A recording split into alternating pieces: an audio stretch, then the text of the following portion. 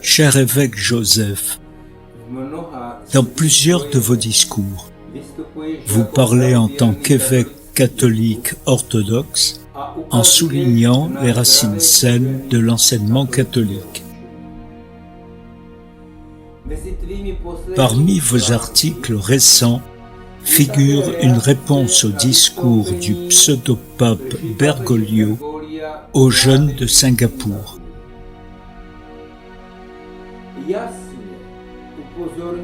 Vous soulignez clairement sa position hérétique et vous faites référence à des documents pontificaux du passé.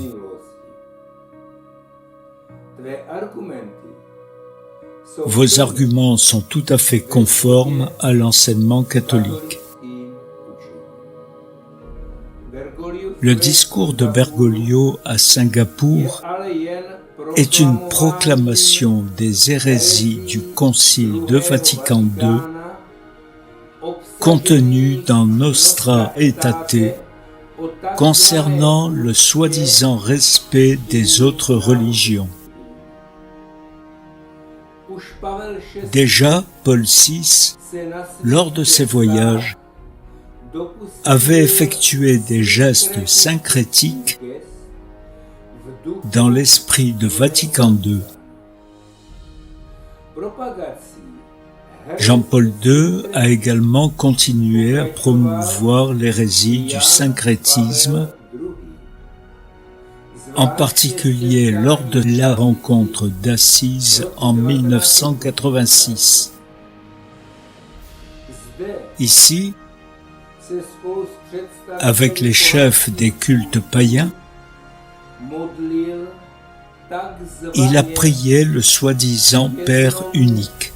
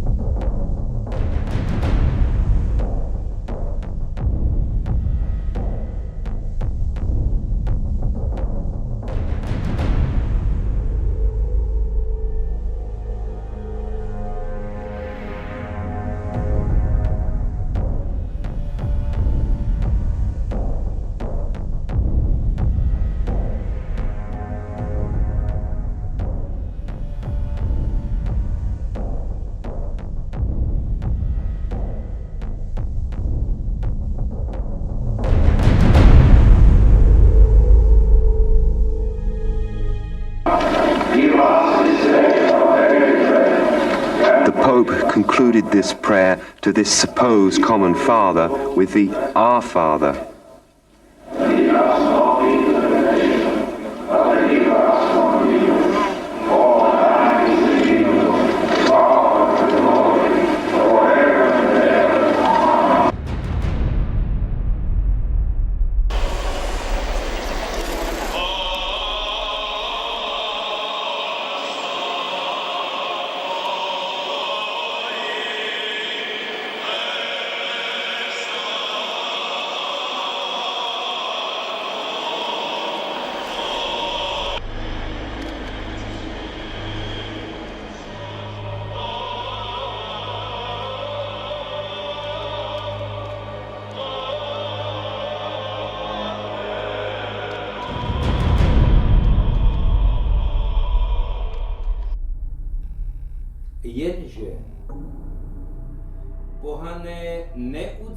Mais les païens n'adorent ni ne prient l'unique Dieu créateur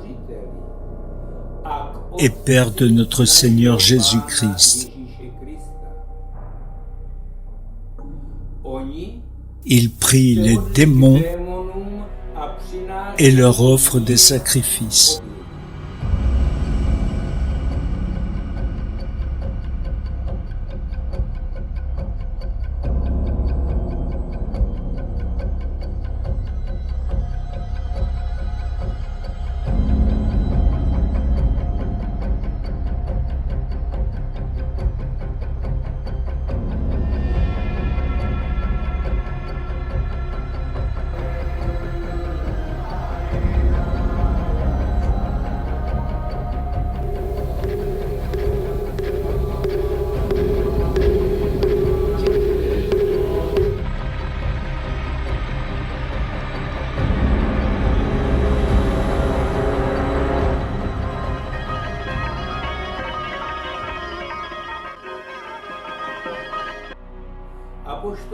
L'apôtre souligne: je dis que ce que les païens sacrifient,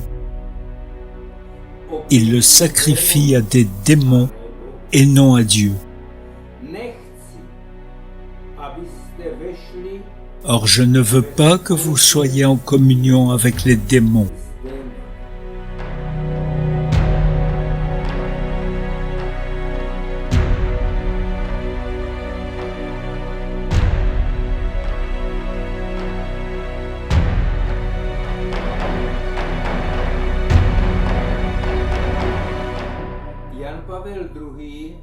Jean-Paul II a répété son geste apostat à Assise en 2002.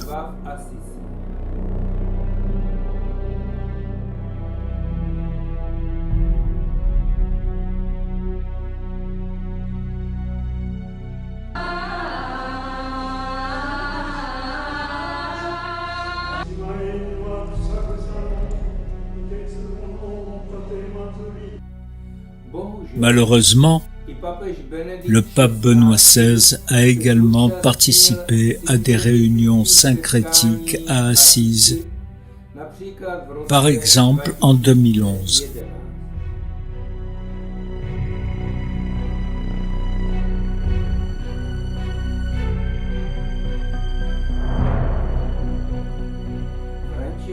François Bergoglio, en promouvant le syncrétisme, ne fait qu'appliquer de manière cohérente les documents et l'esprit du Concile de Vatican II.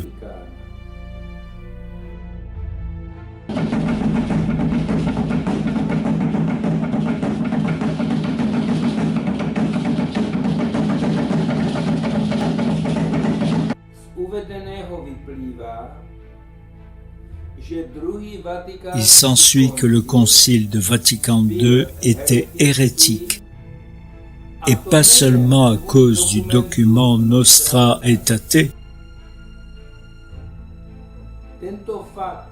Ce fait a été déclaré avec audace par un certain prélat il n'y a pas longtemps. Et il a également souligné que Bergoglio est un pape invalide.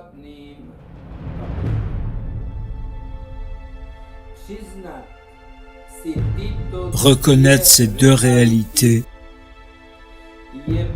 constitue la condition sine qua non pour le renouveau de l'Église catholique.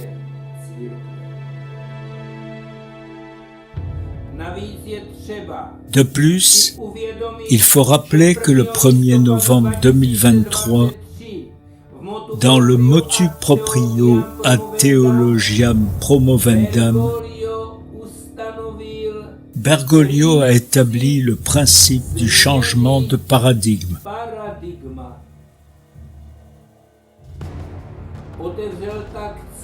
Il a ainsi ouvert la voie à la destruction de tous les dogmes avec lesquels l'Église catholique se tient et s'effondre. Avec la promulgation du nouvel anti-évangile Fiducia Supplicans, Bergoglio a introduit la bénédiction de la sodomie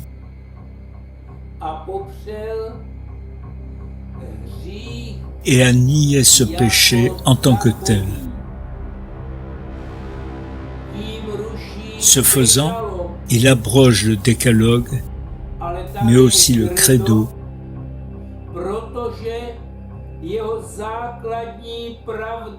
car sa vérité fondamentale est que le Christ est mort pour nos péchés.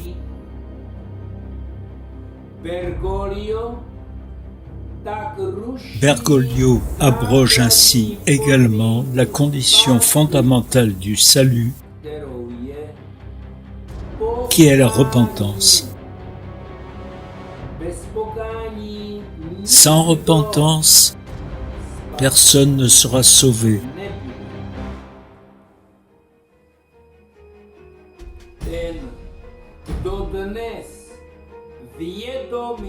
Quiconque reconnaît aujourd'hui sciemment l'hérétique manifeste Bergoglio comme étant un véritable pape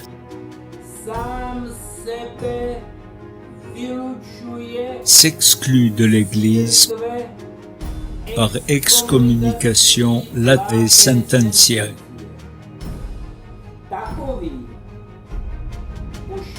Une telle personne a déjà accepté l'anti-évangile sodomite de Bergoglio,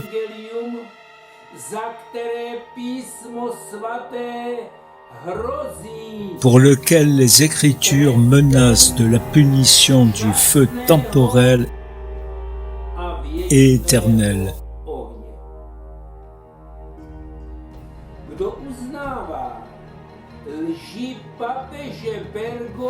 Quiconque reconnaît le pseudopape Bergoglio comme étant un véritable pape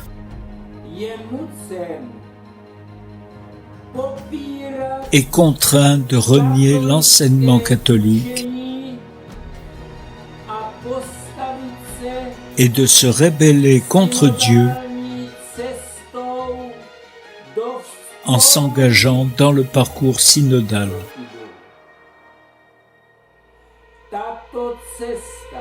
Ce parcours est la voie de la damnation éternelle.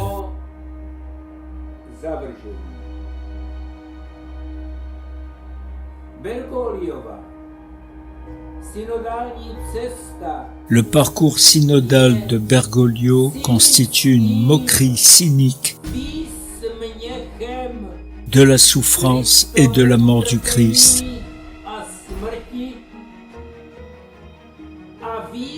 et une moquerie de tous les martyrs, en particulier ceux des premiers siècles.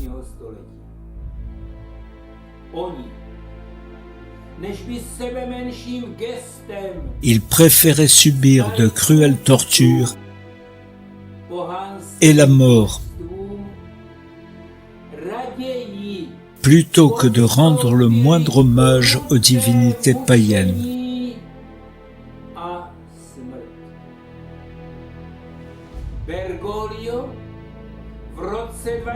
En 2019, Bergoglio a intronisé publiquement le démon Pachamama dans les jardins du Vatican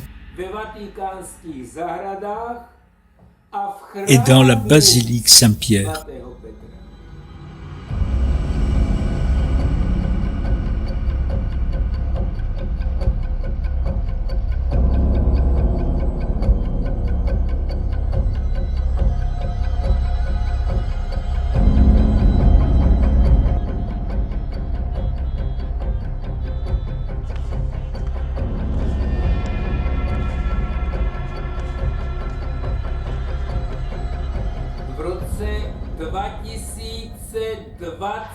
En 2022, il s'est publiquement consacré à Satan au Canada avec l'aide d'un sorcier.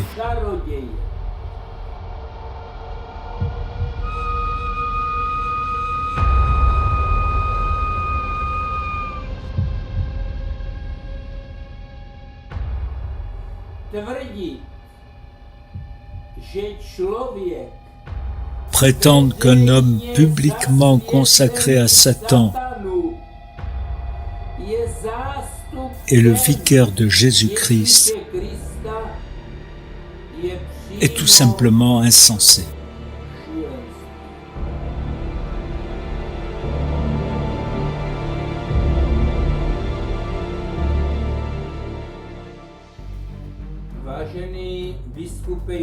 Cher évêque Joseph,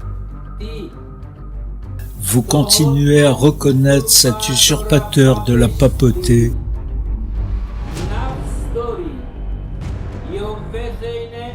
comme le pape légitime, malgré son apostasie publique.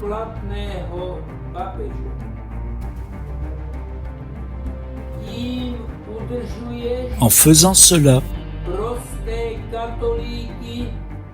Vous maintenez les catholiques ordinaires sur le chemin de la soumission à l'apostasie de Bergoglio,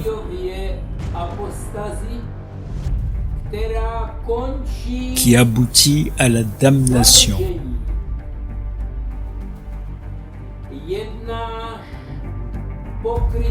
Vous agissez de manière hypocrite, comme l'évêque Schneider.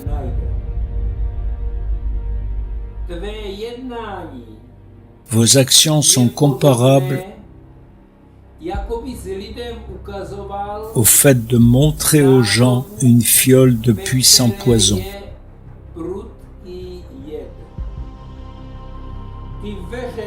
Vous appelez publiquement, devant leurs yeux, ce poison par son vrai nom.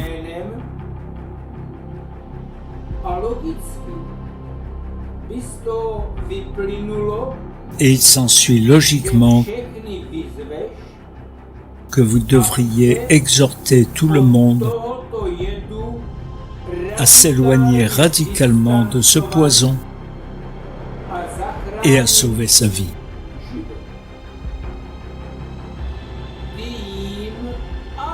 Mais vous, d'un autre côté, vous leur dites de boire cette fiole. Et alors qu'ils boivent, ils devraient se rappeler que c'est un poison violent. La conséquence est l'empoisonnement et, dans le domaine spirituel, la mort éternelle.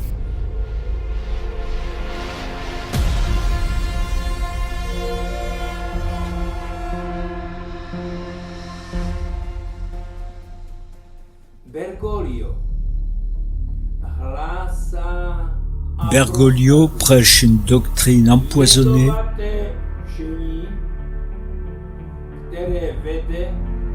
qui conduit à la damnation éternelle.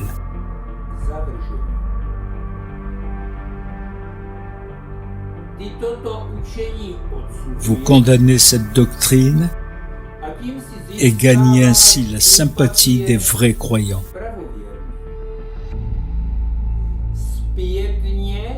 Mais rétrospectivement,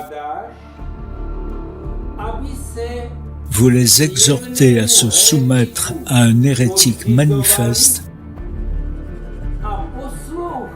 et à obéir à cet usurpateur de la papauté.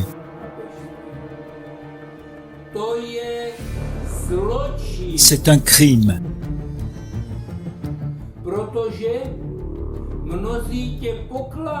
Car beaucoup vous considèrent comme un véritable évêque catholique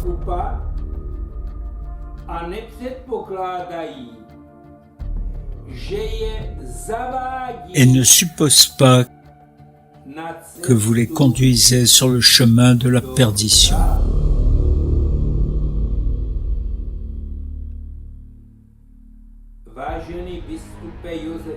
Cher évêque Joseph, arrêtez et reconnaissez votre crime devant Dieu et devant l'Église et faites une véritable pénitence.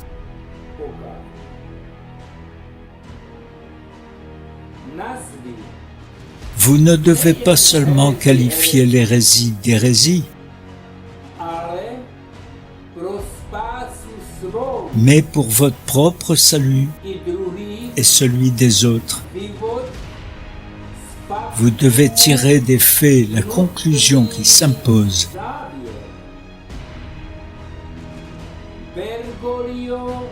Bergoglio n'est pas un pape valable.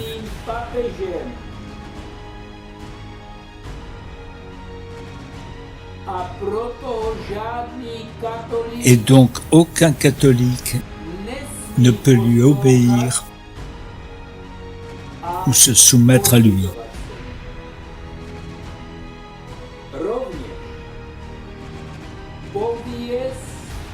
Dites également un non clair au concile hérétique de Vatican II